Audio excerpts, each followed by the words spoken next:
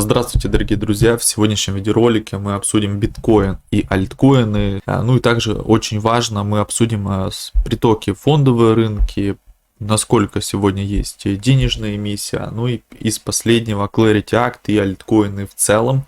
Это будут ключевые темы текущего видеоролика. А если мы говорим о биткоине, то на сегодняшний день он торгуется на значениях 79 тысяч долларов. А если мы отдаляем этот график, то мы все это видим снова в контексте 2022 года, да, то есть в предыдущем видеоролике мы обсуждали два сценария, и они касались и биткоина, и для меня все это похоже, что все-таки мы идем по сценариям 4-летнего цикла, несмотря на рост фонды и так далее. 4-летнего цикла именно для биткоинов, это никак не касается альткоинов, то есть я считаю, что большая вероятность, что альткоины и биткоин у нас будут идти в разрезе, то есть биткоин может боковить и особо не расти, а альткоины в это время что-то показывать. Так и вовсе ничего не показывать. Это одни из сценариев.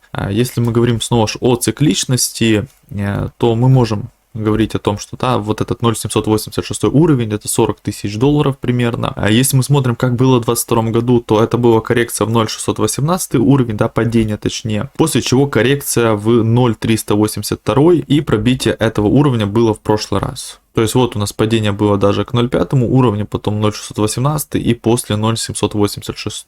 Ну и как мы видим, в конечном итоге сначала мы пришли в 0,5 и потом показали чуть выше 0,382. То есть технически здесь похожая картина, да, то есть мы сильно упали, почти 0,5, да, чуть больше упали, чем 0,5, ну и как раз пришли в 0,382 донышко 5 декабря. С точки зрения скользящих мы видим, что мы уперлись в 200, то есть это нам означает все еще то, что мы в медвежьем рынке. То есть мы в падающем тренде, то есть тренд на сегодняшний день не изменился. Это то, что важно также понимать, потому что 200 так еще не пробита. Закрепление на 200 и по факту выход биткоина в 90, а дальше и 100 будет нам говорить об бычьем рынке. Поэтому если подводить консенсус по биткоину очень-очень просто, на сегодняшний день мы находимся в медвежьем тренде, тренд не сменился, и пока мы следуем концепции 4-летних циклов, где донышко должно быть 40. У биткоина я считаю, что вполне есть месяцок, чтобы показать, допустим, 90 и выше. Если этих значений не будет, и мы дальше будем торговаться возле 80, вполне можете ожидать, скорее всего, выход сначала на 60, потом на 50, ну и, скорее всего, проторговку после вплоть до 40 тысяч долларов. Это тот сценарий, который для меня более ключевой. Потому что сегодня ничего не изменено. Почему такой пессимизм? Смотрите, М2 у нас рос все это время, и ликвидности все это время было много. То есть сейчас можно сказать, что М2 это эффективный показатель. Я вам каждый видеоролик показываю, что по 100 миллиардов долларов каждый месяц заходит в фонду США. Точнее в ETF, да, то есть в фонду заходит там больше, потому что если мы говорим, что в ETF вот зашло сколько-то, а сколько людей зашло не через ETF. И выходит, история заключается в том, что на самом-то деле денег по-прежнему много, их все больше и больше, а биткоин, который всегда следовал за М2, почему-то перестал следовать за денежной массой, перестал следовать за фондовым рынком. И это может подтверждать теорию, что нифига биткоин не является прокси-ставкой на ликвидность, и это все относительная фикция. Ну, мы это с вами понимали на криптовалютном рынке, да, потому что это просто манипулятивная пустышка, как и многие альткоины. И если нужно, он может стоить очень низко, да, если у нас будут там проблемы с электроэнергией. Это одна из больших тем обсуждения. Грош цена этому биткоину. Когда у людей электричества в домах нету, но будут тратить электроэнергию на то, чтобы запитать какую-то мифическую сеть, ну, это, наверное, верх цинизма и бреда, который существует в мире. И, наверное, тогда и придет ему какой-то, возможно, конец. Ну, я не пророчу конец биткоина, я говорю о том, что не энергоэффективная сеть, просто тратится куча электроэнергии в пустоту, и она очень манипулятивная, то есть она ничего не имеет с реальностью. И у нас по факту все это время было куча ликвидности, но биткоин все это время падал на опережение. И на опережение чего? Непонятно, потому что фонда у нас все это время продолжала расти с коррекциями, но продолжала расти. Что нас полностью подталкивает к мысли, что в определенных кругах биткоин все-таки должен идти по 4-летнему циклу. Отменой будет пробитие 90 и выход за значение там даже сотни тысяч долларов. Да, это будет нам говорить о том, что все-таки мы развернулись, и медвежьего рынка как такового не было, была просто затяжная коррекция, никогда такого не было, ну вот случилось, а дальше продолжаем расти. Вероятность на это сильно ниже, потому что вырасти можно было сильно раньше, и отсюда можно было вырасти, и падать вообще можно, ну, смысл было падать, все это росло, фонда росла, все росло. Они взяли, увалили, поликвидировали людей, но полностью манипулятивная пустышка, как и большинство альткоинов. Поэтому здесь, скорее всего, они движутся своему плану, если мы говорим в планах манипулирования рынком. 4-летний цикл, 40 тысяч долларов. Поэтому я не говорю оптимизмом, потому что у вас все указывает на то, что актив, который позиционируется как прокси, ставка на ликвидность, когда ликвидность реально растет и ее много, ничего не показывают, но это прямо указывает на то, что у тех, кто им управляет, немножко другие планы. И сегодня он позиционируется так, завтра так, а послезавтра как захотят эти люди. Поэтому если мы говорим о китах, тут тоже такая сомнительная история. Не набирают, не продают лонгов, то есть по китам тяжело что-то сказать. Будут ли они потом на падении биткоина набирать биток? Да. Почему они по 80 не скидывают, значит ждут лучше роста. Но мне кажется, тут также какого-то исхода нет. Пойдем на 90, они начнут скидывать. Будем падать на 50, они начнут набирать. Поэтому это не является хорошим показателем на сегодняшний день, к сожалению. Если мы смотрим на ETF, то здесь также постоянные притоки были с 27 февраля, да, то есть, ну, по факту март, апрель, май у нас были значительные притоки.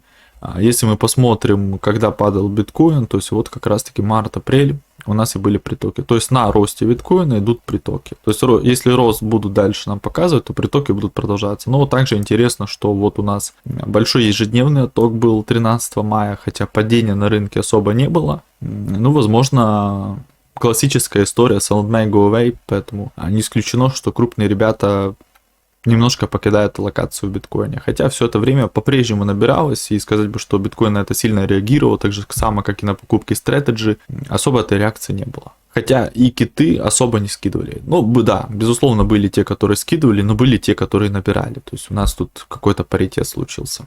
Если мы говорим о фондовом рынке, да, с биткоином мы разобрались, что он в медвежьем тренде, ничего там особо не поменялось. S&P 500 в бычьем тренде, и здесь также ничего особо не поменялось. Если мы смотрим на ETF, то за последние 3 месяца в equity, в акции, да, зашли 300 миллиардов долларов, если быть точнее 292 миллиарда долларов, но по факту у вас 100 миллиардов заходит каждый месяц в акции.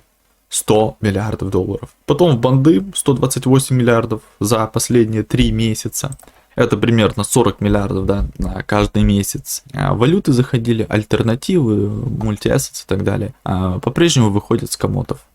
Также мы можем видеть, что в целом тут ничего не поменялось за месяц. То есть то, что я показывал за март, да, за апрель, такие же самые данные.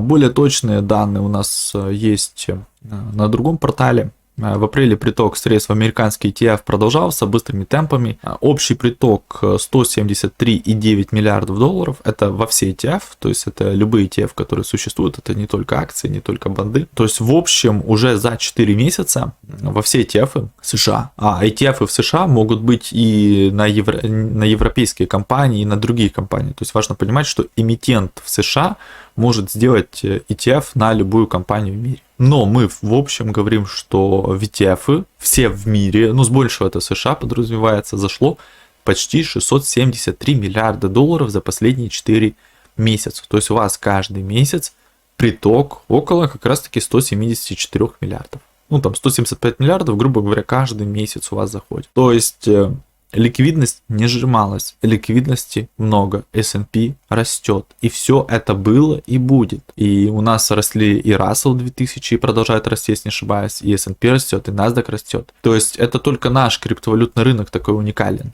что биткоин не отыгрывает прокси, который всегда отыгрывал на ликвидность. Эфириум тоже там будем обсуждать, особняком стоит. О альткоинах вообще речи не идет. Какой-то вообще мертвый рынок. Такого рынка не существует, как рынок криптовалют. На биткоине манипуляции закончили, на эфириуме прошлый год покачали. Ну вот, наверное, с того, на чем осталось еще манипулировать, остались альткоины. Ну и ты смотришь на это все, ну то есть по макро, по всему ты такой, так все сейчас должно расти. И правда, все растет, кроме криптовалютного рынка. Растет даже пшеница по понятным причинам. Поэтому концепт, который там многие могут говорить, что все эти деньги рисованные, М2 не растет, все это фейк, не подтверждается. 174 миллиарда заходит каждый месяц. То есть денежная эмиссия в мире, что правильно, продолжает расти. Отчасти из-за избыточного кредитования. Получается, каждая сторона друг друга кредитует. В том числе США там кредитует Европу, Европа кредитует США. Даже точнее Япония, да, если мы будем более лучше брать. То есть Япония, США и так далее. И выходит такая история, что друг другу должны. И все эти проценты выплачиваются, новые деньги для этого печатаются, чтобы покрывать дефициты бюджета. И у вас по факту постоянно каждый месяц, да, ну, каждую выплату, давайте скажем, по облигациям, зачастую она в определенные месяцы совпадает года, у вас по факту постоянно растет эта эмиссия, ее постоянно допечатывают и допечатывают. Она с ниоткуда не берется.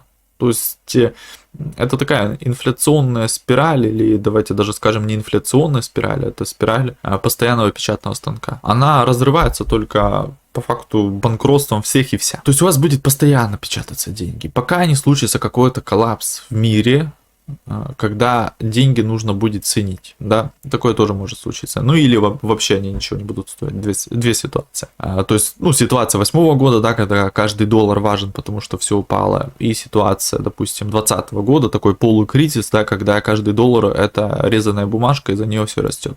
То есть тут видите две таких разных ситуации, зависит от обстоятельств. Почему случилось? Внешние факторы, экономические факторы и так далее. То есть мы идем дальше, оттоки с ETF, да, кредитные плечи потеряли, ну, шортисты немножечко теряли. 103 миллиарда долларов поступило в ETF, да, то есть фондовые ETF, ну, как раз таки акции, да. Международные ETF 41,3 миллиарда приток. Это все международные ETF, не только, я так понимаю, фондовые, да. Также в облигации зашло 24,6 миллиардов долларов. Ну вот, в акции США 100 миллиардов каждый месяц. Безусловно, сейчас большой позитив и так далее, но вот когда была у нас ситуация с Ираном, я очень просто вам тогда рассказывал, ну буквально вот как кто-то может сказать на пальцах показывал, говорю, ну у вас вот 100 миллиардов заходит каждый месяц. Какого падения вы хотите? То есть у вас достаточно много шорта в системе. Ну, мы сейчас, да, видим, что количество плечевых позиций уменьшается, ну, ликвидация происходит. У вас много шорта в системе, так у вас мало того, что много шорта, так у вас еще много денег в системе, по 100 миллиардов каждый месяц. То есть реально, сколько у вас может продлиться падение? И практика показала, что недолго. Недолго, дальше спокойно продолжается рост. И в принципе это и произошло. А снова ж, важно, почему мы следим каждый месяц за этими данными. Если вы увидите, что в какой-то месяц там 10-20 миллиардов зашло в акции США, ого, понимаете? А в облигации, допустим, зашло много денег, то у вас как раз таки начнется вот этот перекос, когда мы точно поймем, что денег в системе уже нету. Но, скорее всего, это начнется, когда уже будет сильное падение. Но обращу внимание, что когда было сильное падение на Иране, у нас продолжались притоки. То есть, ну, ничего не поменялось. Да, падение, кстати, существенно, минус 20 откатили. А, это апрель, извините. Вот это еще меньше было. Вот здесь. Минус 10% откатили. В апреле, да, минус 20, там была ситуация с пошлинами. Кстати, также мы тогда ожидали, что на пошлинах будут шатать. И на Иране мы ожидали, что будут шатать, будут падения, но не ожидайте этого супер, потому что у вас очень много денег. То есть, когда потоки замедлятся, да, но скорее всего потоки замедлятся, когда будет какое-то, знаете, уже длительное падение, и тогда притоки уменьшатся, все поймут, что ой-ой-ой, надо все-таки уже бежать, а не верить в то, что сейчас точно как всегда. То есть, смотрите, как всегда, да, то есть с 22 года, раз, два, три, да. Но в какой-то момент, понятное дело, что это все затормозится, и придет какой-то шок, да, связанный с экономикой. А в какой он будет, и в каком виде, рецессия, там, что-то более серьезное, и кризис, все это может произойти, все это может повлиять. На текущий момент, как там говорится, фундаментальных причин для падения фонды нету. Ликвидность продолжается. Не ищите падений. Здесь пока я их не вижу. Ну, у вас тут 100 миллиардов заходит каждый месяц. Не, ну, может, для фонды это, знаете, уже такие деньги, но я считаю, что для фонды это тоже избыточные деньги на сегодняшний день. Плюс у вас байбеки постоянно идут, то есть в контексте фонды это избыточные деньги, то есть они как раз-таки являются одним из драйверов. То есть у вас есть и большие вливания, да, притоки, у вас есть и байбеки, и все, и оно все влияет. Следующий у нас идет эфириум. Здесь говорить, конечно же, как на биткоине, медвежьем рынке, ну, наверное, тяжело, потому что, да, мы можем, если биток пойдет на 40, вполне скорректироваться в 1000. Но эфириум, как я и говорил в прошлом видеоролике, смотрится чуть получше биткоина только за счет того, что он уже упал сильнее, чем биткоин. То есть у нас уже падение произошло в моменте там почти минус 3 икса. То есть, ну, а биткоин не упал на минус 3 икса, как вы понимаете. Ну, был там 130, сейчас 80. В моменте был 60, то есть он откатил на минус 2 икса. Ну и донышко у нас раньше по эфириуму было вот здесь, поэтому чуть получше смотрится эфириум. Но я также вижу другую проблему. То есть, хорошо, биткоин, там идут притоки, постепенно растет, но не так быстро, да, как раньше это было. При этом у нас там много ликвидности в системе, идет 4-летними циклами. С эфириумом в него вообще даже особо ликвидности не заходит, но дилемма другая, да, я вот каждую неделю там вижу, Bitmain купил 100 тысяч эфириумов, Bitmain купил 100 тысяч эфириумов, Bitmain купил 100 тысяч эфириумов. И ты думаешь, ну хорошо, эмиссия этого эфириума там более 100 миллионов эфириумов, ну давайте представим, что там 100 миллионов, то есть 100 тысяч, в принципе, ну, достаточно большой объем.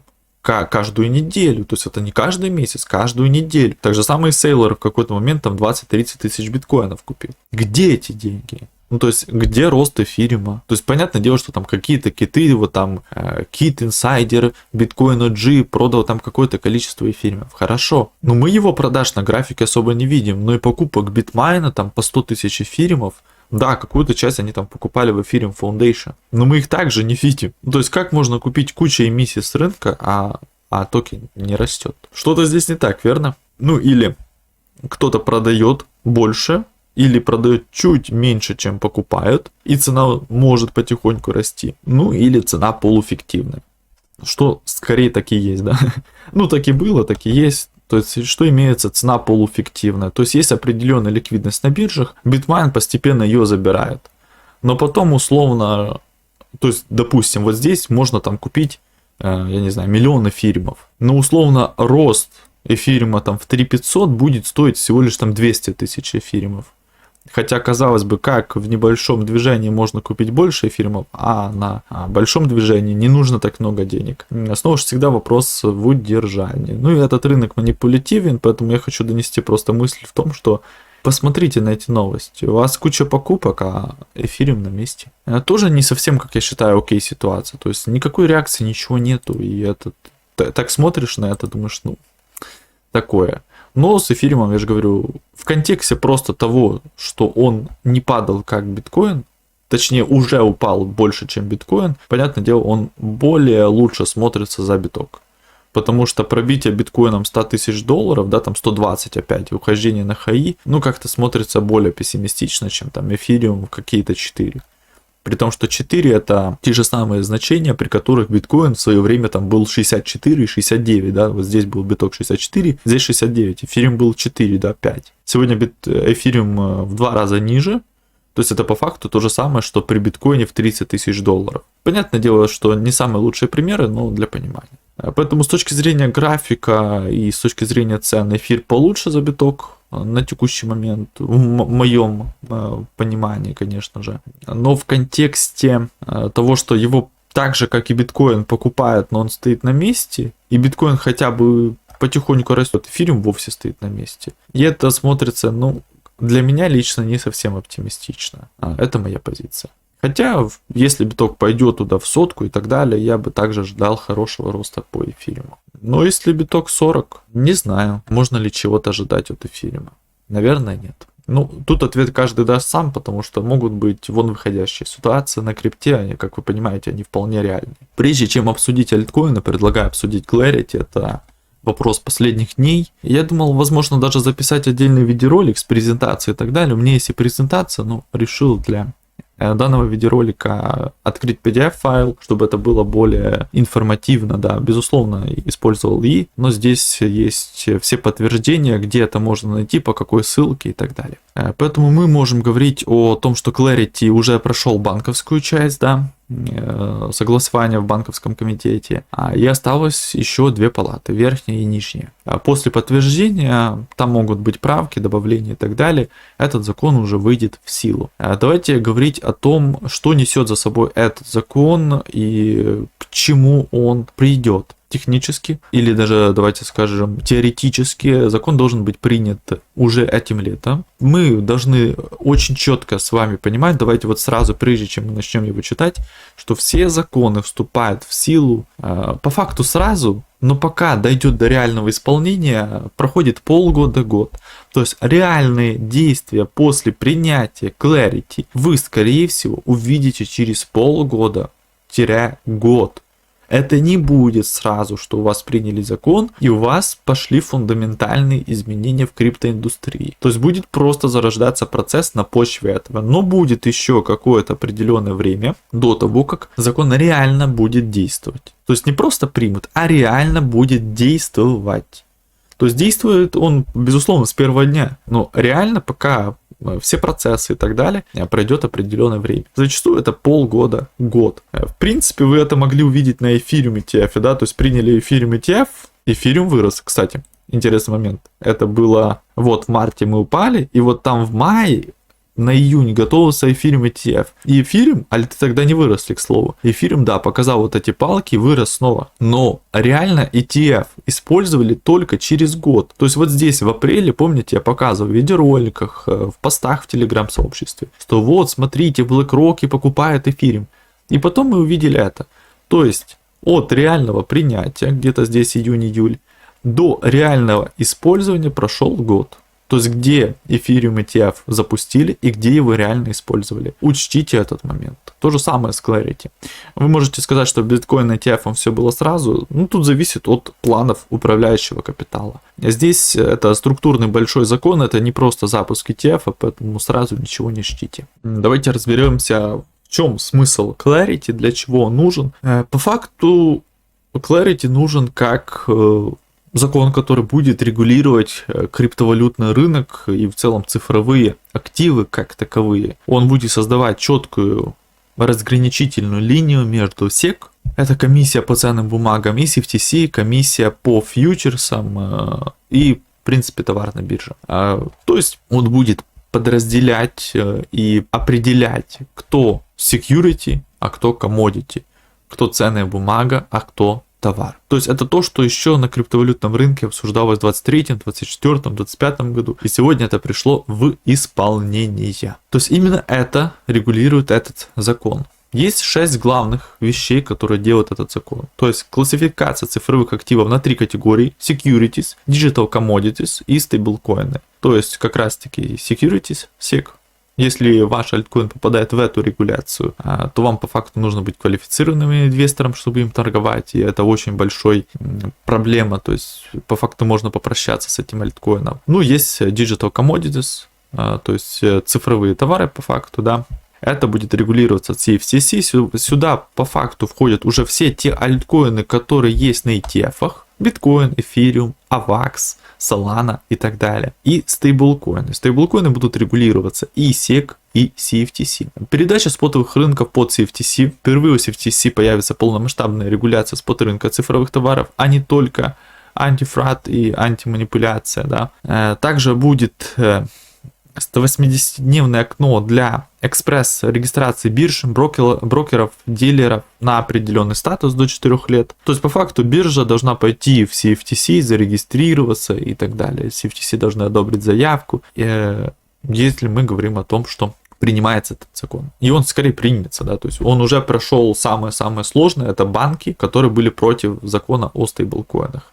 Также защита DeFi. То есть валидаторы, ноды, разработчики ИПО прямо исключаются из требований закона. Новые пути привлечения капитала, то есть 75 миллионов долларов на 12 месяцев или 50 миллионов в год до 4 лет. Потолок 200 миллионов долларов. То есть есть ограничения по суммам, внесенные в рынок. Запрет CBDC для физлиц. ФРС не может имитировать цифровые доллары физлицам напрямую или косвенно. То есть, по факту, это еще и анти-CBDC закон. Что это может значить для вас, как гражданина Украины, Российской Федерации или любой другой страны, Европы и не только? В Европе есть своя МИКА, в Украине, в России пока нету четкой регуляции. Для участников международного рынка закон, понятное дело, будет для США.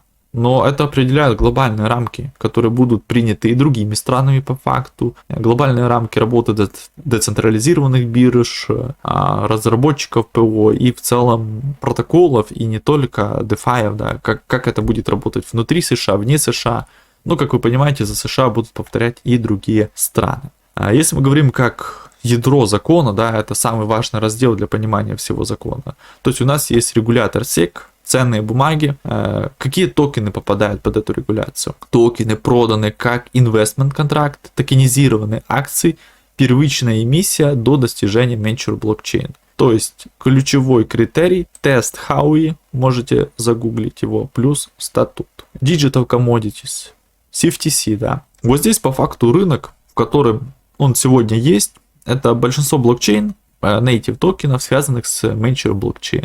Если токен используется для оплаты комиссий в сети, допустим, это SEI, да, или Ethereum, или Bitcoin, все, это товар, он используется для комиссии в блокчейне, и native токен вышел вместе с чейном. То есть он используется с первых дней. Поэтому под защитой по факту Layer 1 решения большинство. Да, потому что они из первых дней зачастую используют. Layer 1 решения, которые были построены уже позже, они, ну, допустим, вот как Layer Zero был, потом они придумали, как прикрутить токен, ну вот, под угрозой Layer 2 решения, ну, по факту, все там, где токен не имеет реального использования. То есть, если токен используется для оплаты комиссии в сети, в нем можно из первых дней, и у него достаточно прозрачное распределение, в нем можно быть уверенным, что это все хорошо будет. Но токены, которые непонятно как там и зачем токены, они именно так. Но тоже у нас там добавление критериев, стоимость существенно от использования блокчейна. Децентрализация и до 20% у инсайдеров. То есть прозрачное распределение и уменьшение эмиссии у инсайдера. Ну и стейблкоины и так далее, привязка к фиату, T-билы, кэши и так далее, и резервы, да, оплата. И тут добавили, да, о стейблкоинах мы еще будем говорить, убрали проценты. То есть определение Digital Assets есть на английском, можете прочитать. Определение Mature Blockchain. Ну и да, тут, конечно же, можно сделать поправку на Mature Blockchain, потому что тут более основная, да, не то, чтобы там использовался токен, а то, чтобы он был честно распределен. Но здесь по факту еще насколько используется токен в рамках сети. Какая его роль? Нужен ли он вовсе? Ну и также можем видеть стоимость токена, деривативы и так далее. Ограничения на владение для определенных держателей – это против инсайдеров история. То есть до 20% общего количества токена может быть у определенных пользователей. При этом защищены прямо DAO и Core разработчики от того, что их автоматически считали централизированной группой, контролирующей сеть. То есть вы знаете, да, что разработчики получают какую-то часть и DAO контролируют. Это защищено. После чего мы идем к третьему пункту, SEC против CFTC, кто что регулирует. В принципе, да, то, что нам говорит Clarity, то есть Clarity Act, да, до Гэри Генслера, это был, ну не Clarity Act, а регуляция по факту. Вот SEC, это преследование и всего и вся. Когда они кричали, что все securities, поэтому большинство крипты будет под CFTC. То есть это, конечно же, будет, в пользу того, что большинство альтов все же останутся и будет нормально. Но по факту останутся только самые-самые основные. То есть будет распределение ответственности, что оставляет за собой SEC. Первичная эмиссия токенов до Mature блокчейна. Вот как раз таки то, что первичная эмиссия токенов до Mature блокчейна, investment контракт, любые токенизированные securities, антиманипуляционные меры и инсайдер трейдинг. То есть, ну вот как раз таки манипуляционный рынок криптовалют немножко потерпит изменения, поэтому вы знаете, что готовились к этому всему и потихоньку начали биток переводить на ETF и на Strategy, на всю эту игру. То есть раньше манипулировали напрямую, сейчас подключают ETF, BlackRock и так далее. То есть к этому всему готовились, дальше будет манипуляция проводиться просто в немножко скрытом виде, да, если мы говорим о ключевых активах. CFTC получает эксклюзивную юрисдикцию, по факту над спотом, регистрация Digital Commodities, брокеров, дилеров, всех, кого только можно, полномочия, ну и все по факту нужные обязательства и полномочия как таковые. Следующий пункт — это у нас регистрация бирж, брокеров и дилеров. Здесь у нас как раз таки описано все английским, как раз то, что я просил Ишку сделать, чтобы было более понятно и были прям урывки закона. То есть брокеры и дилеры и биржи должны зарегистрироваться в CFTC. Ну и тут есть определенный ряд запретов, то есть мониторинг торговли, учет отчетности, антимонопольные вопросы, ну, наверное, Binance будут немножко щемить, минимализация конфликтов интересов, биржа не может смешивать свои активы с клиентскими, трейдинг за свой счет, там были определенные поправки по поводу ликвидности, риск регуляции, маркетмейкинга и так далее. Но теперь биржи будут полностью подучетны, и это им нужно делать каждые 4 года. То есть с момента запуска регистрации 90 дней, 180 дней после подписания, да, то есть окно регистрации должно открыться в течение 180 дней, потом будет 90 дней, чтобы зарегистрироваться, и основные правила 360 дней после подписания. До завершения работы 4 года работы, ну по факту каждые 4 года биржа должна подходить проверку. DeFi. Как же пострадает DeFi? Сенатская версия. Предлагаю немножко сейчас ускориться, чтобы не разделять это видео. Возможно, я запишу отдельное видео, где мы будем разбирать Clarity Act. Из контроля исключены автоматические ноды, валидаторы, релейеры, security concilium. Они не считаются контролирующий протокол, пока ни у одного актора нет одностороннего контроля. Predefined emergence тоже не считают скоординированным контролем. То есть ноды, валидаторы и так далее, security concilium, не попадают под это. Также у нас есть публикация, насколько я понимаю, ML, CFTC и так далее, проверки, то есть DeFi будут проходить более детальную проверку. Насколько я понимаю, что в контексте даже как биржи, то есть у них практически будет такая же самая проверка, как у бирж. То есть хочешь предоставлять гражданам США ликвидность, пожалуйста, все это проходи. Ну, крупные DeFi по типу Avi, я думаю, что да, всем этим будут заниматься. То есть тут очень много пунктов к ним, можете все эти прочитать. Не хочу растягивать видео. Стейблкоины — это то, за что много спорились, да, они были еще в Genius Act. Что это значит? Биржи, платформы не могут платить американским клиентам проценты на стейблкоин балансы. Активы Base Reward, например, кэшбэк за транзакции, можно. Аргумент банков: доходный стейблкоин аккаунт, сейвинг аккаунт должен иметь депозит insurance. Ну, там немножко другая история. История заключается немножко в ином. То есть, смотрите, аргумент криптоиндустрии — это revenue sharing, стабил резервов, не депозит. У Coinbase stablecoin related revenue составил 20% от общей выручки в третьем квартале 2025 года. Есть такая проблема, что по факту определенные компании, да, которые могут имитировать эти стейблкоины, ну и люди, прикасаемые к этому. Почему банки против? Да против, потому что ты можешь положить свой доллар по факту в банды, да, в T-билы, да, короткие. Так ты положил их в T-билы, получаешь по T-билам процент, обеспечиваешь этим T-билам свой стейблкоин и еще на криптоплатформе фармишь. То есть ты и процент получаешь, и стейблкоин. И вот здесь как раз таки именно та самая проблема. Что получается как бы двойной доход, и это может привести к тому, что пойдут деньги с банковских депозитов, потому что стейблкоин — это стейблкоин, он как бы 1 к 1 к доллару, и теперь его все защищают, то есть, а все-таки покупать облигации — это более опасная история в некоторых моментах. Ну и выходит такая история, что стейблкоины стают более безопасными и лучшими инструментами, и банки против этого боролись. При этом дают дополнительную доходность выше, чем дают банки, что могло бы спровоцировать отток денег у банковских конгломератов, что банкам, безусловно, не надо. Также будет защита разработчиков ПО и self-hosted кошельков.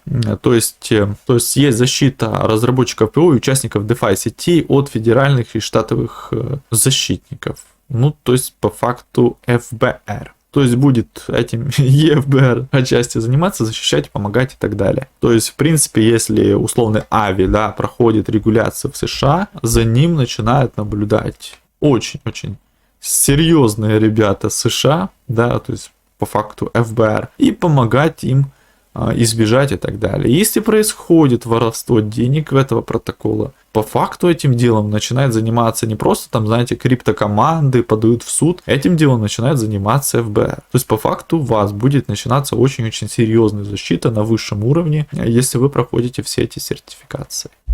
Но тут есть и второй пунктик, да, то есть с одной стороны будем защищать, но информацию определенную будете оформлять и так далее.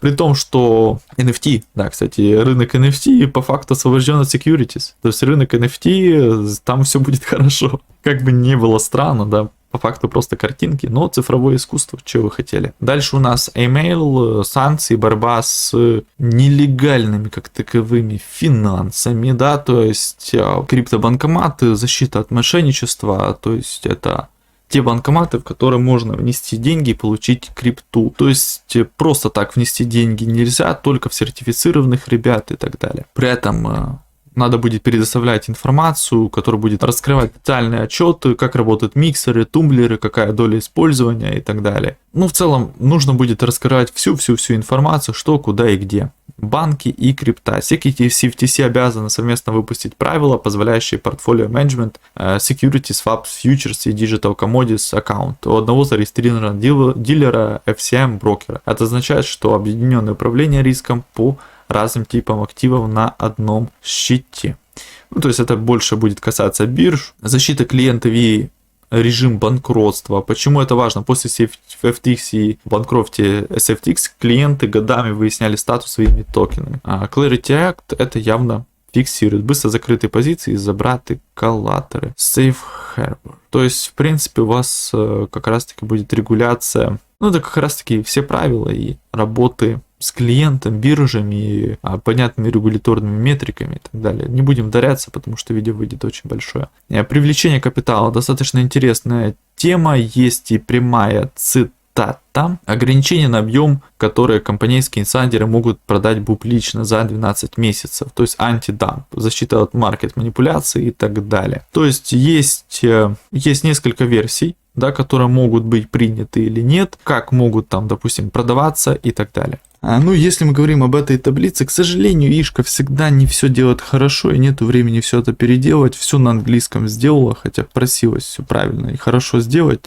Несколько раз переделывался этот отчет. Но так как уже поздно, получается история, насколько я понял, ограничения и для инсайдеров, и для перепродажи в обычных людей токены. То есть вы можете продать там 75 миллионов долларов за 12 месяцев. Но это версия одной палаты, есть версия сенатов, банков, да, то есть 50 миллионов ты можешь токенов продать в людей, больше ты не можешь токенов продавать. Без регистрации в SEC и так далее. Хочешь продавать больше, регистрируйся в SEC и так далее. Поэтому здесь не полная регуляция, там, допустим, от стороны SEC, но если ты хочешь больше и так далее, иди к SEC и обращайся. Анти-CBDC и квантовая криптография, это мы обсуждали.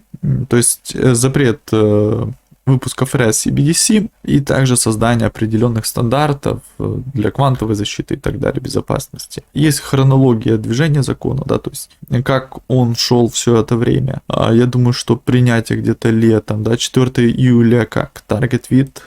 Ну, то есть это примерно где может быть принятие, то есть где-то июль-август. Практичные последствия для участников крипто рынка. Давайте их прочтем и на этом закончим. Прямые последствия для алгоритмических трейдеров и разработчиков. Децентрализированные биржи DEX, если протокол соответствует критериям SEC 301, нету четкого контроля со стороны определенных лиц, да, governments не считается скоординированной группы, он остается за пределами регуляции как централизированной биржи. Однако фронтенд, UI, Web, Ape подпадает под SEC 302 и обязан соблюдать AML и санкционные guidelines treasuries, если оператор является US person. То есть, если основатель, команда, в целом оператор являются гражданинами США, они должны, и они не попадают под регуляцию для бирж, они должны пройти AML и в целом соблюдать все treasuries, санкционные guidelines, да, то есть блокировать плохие кошельки и так далее, плохие активы, соблюдать AML. То есть по факту индексы будут подконтрольны, то есть они не будут децентрализированы для граждан США или контролируемые гражданами США. А маркетмейкинг и арбитражные боты SEC обязывают Digital Assets иметь риск менеджмент программ. С деталей роли маркетмейкера через регуляцию прямо запрещено бирже торговать за свой счет с профитом, но маркетмейкинг и риск разрешены. Ну, это по факту то, что мы читали для бирж история, что им запрещено свои средства использовать. Стратегии заработка на стейблкоинах запрещены, мы это обсудили. Кошельки, защита от Federal Agents, ФБР, разработка ботов и протокола защищает разработчиков ПО, инсайдер трейдинг запрещен и защищается теми же самыми ФБР. Защита при банкротстве биржи. В случае банкротства биржи клиентские активы выделены как Custom Priority. Позволяет быстро закрыть позиции. Защита уровня пост FTX закреплена в законе. То есть биржи будут более безопасны в теории, которые пройдут регуляторку. И здесь глоссарий прямых формулировок и так далее. Все, на этом мы закончим.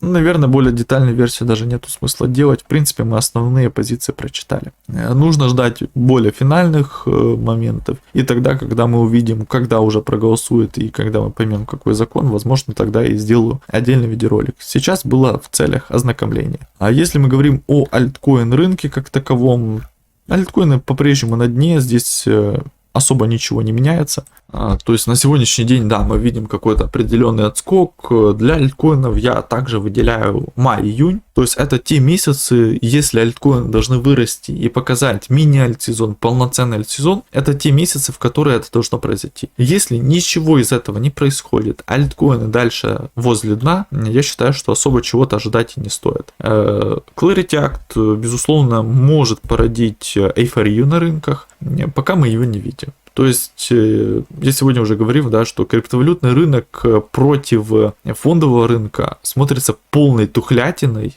и таким стрёмом жестким, что страшно даже на это смотреть. Большинство токенов очень-очень сильно упали. Ну, типа, даже если мы смотрим на тот же самый оптимизм с ноября, да, с декабря, там, 24 года ноября, более чем 20 иксов показал минуса. То есть, технически вроде ничего не мешает там даже 10 иксов от текущих показать. От текущих, не от самого донышка. И это будет там 0,236 уровень. Но назовешь ли это альтсезоном, если это будет по факту падение в 3 февраля? Ну, то есть, на самом-то деле полный бред. Вот смотрите, вот у нас 3 февраля и 5 августа, да, то есть, это те значения, которые уже считались каким-то полным трэшем, и, ну, страшно на это все было смотреть. И по факту, многие сегодня люди находятся в убытках 5-10 иксов. А так как мы много говорили о Clarity, не буду сегодня распыляться много на альткоины. Моя позиция следующая, что биткоины и альткоины могут идти в отрыве, но для альткоинов вот тот же самый оптимизм, да, но он нарисовал, что так голова и плечи. Хорошо. Но вот уже где-то здесь он должен остановиться был и отрасти. Но нет, сейчас большинство альткоинов делают памп, и оптимизм еще более-менее нормальный, да, если мы говорим там о каких-то там кусамах, то это трэш, да. Посмотрите, какие тени свечи оставляют. То есть, ну, тень свечи, ну, я не знаю, это просто трешенина. 30%. Но 30% еще нормально. На других токенах они еще больше. Просто большущие тени свечи. Пам, дамп, все, упало обратно. И так почти со всеми токенами сейчас на рынке. То есть, ну, без сожаления на них не посмотришь, честно говоря. И когда мы на все это смотрим, безусловно, сегодня в пользу альткоинов играет то, что большинство людей находится в очень больших убытках на альткоинах. У нас принятие Clarity, у нас ликвидность вроде как в системе есть, но она игнорирует крипту, или крипта игнорирует эту ликвидность. Здесь вопрос с двух сторон. И у нас как раз таки сегодня у людей очень-очень большое отвращение к криптовалютному рынку. То есть для альткоинов как таковых, да, ну реально неплохое подспорье, чтобы быстро показать какой-то рост. Я считаю, что если будет рост, то он вполне должен быть быстрым. То есть мы быстро должны восстанавливать значения там декабря 2025 года, если мы говорим о оптимизме, да, и где-то здесь уже проторговываться. И любые росты на сегодняшнем рынке скорее должны быть очень-очень быстрые. А почему быстрые? Чтобы люди не сообразили, не успели поверить в рынок и так далее. То есть сегодня очень-очень большое разочарование на рынке. И если условный рост случится у вас за месяц, то люди не успеют перестроиться. А когда они перестроятся, уже надо продавать. Поэтому не то, что только такой сценарий допускаю, это одни из нормальных сценариев, которые есть. Я допускаю, что роста по альткоинам может и не быть большого, а может и вовсе не быть. В целом на сегодняшний день все же более предрасположен к росту альткоинов, но также какое-то время, которое я даю до июня. То есть, если до июня у вас все альткоины ходят в вот таком вот диапазоне, а то и обновляют дно, ну как бы дальше чего-то ожидать не стоит. Скорее всего, они дальше будут распиливать дно и дойдут до того момента, когда Clarity скажет: о, а ты уже не товар, ты уже не можешь торговаться на обычной бирже. Не-не-не, иди ты как бы уже все, иди в сектор торгуйся, как акции. То есть у нас как раз таки еще регуляторная история. То есть если какая-то часть команд понимает, что у них все будет плохо, и весь рынок начнет расти, то, скорее всего, они будут вздергивать свой токен, чтобы распродать его перед тем, как заявить о том, что проект закрылся. Поэтому регуляторка, я считаю, вносит свои коррективы.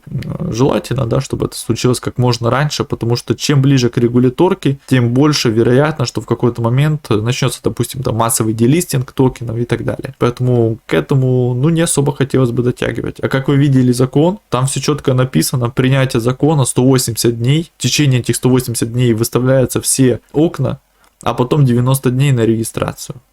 3 месяца, да? То есть сначала полгода, а потом 3 месяца на регистрацию. То есть мы можем серьезно сейчас сказать, очень-очень серьезно, что 9 месяцев. То есть летом голосование, ровно год от текущих дат вы, наверное, не узнаете рынок. То есть по факту сначала полгода, потом 3 месяца. И все. Поэтому если устраивать альтсезон, то его надо устроить или на принятие Clarity, или до. Будет ли альтсезон? Я не то чтобы его там ожидаю и так далее. То есть у меня нету каких-то там супер ожиданий, что вот завтра будет 50 иксов, 100 иксов, альтсезон to the moon. Ну и у меня нету каких-то там супер пессимистических ожиданий, потому что для альткоинов, знаете, насколько мертво, и насколько мертво уже не в первый раз, что достаточно хорошо. Поэтому для альткоина вот эти сподвижки, если продолжится, можно будет о чем-то более серьезном говорить. Также я бы ставил временные рамки май-июнь. Это не значит, что после мая-июня они не могут расти, но май-июнь это хорошие рамки, в которых альткоины могут себя начать показывать. Если они себя не показывают, то в июле, в августе я бы от них особо чего-то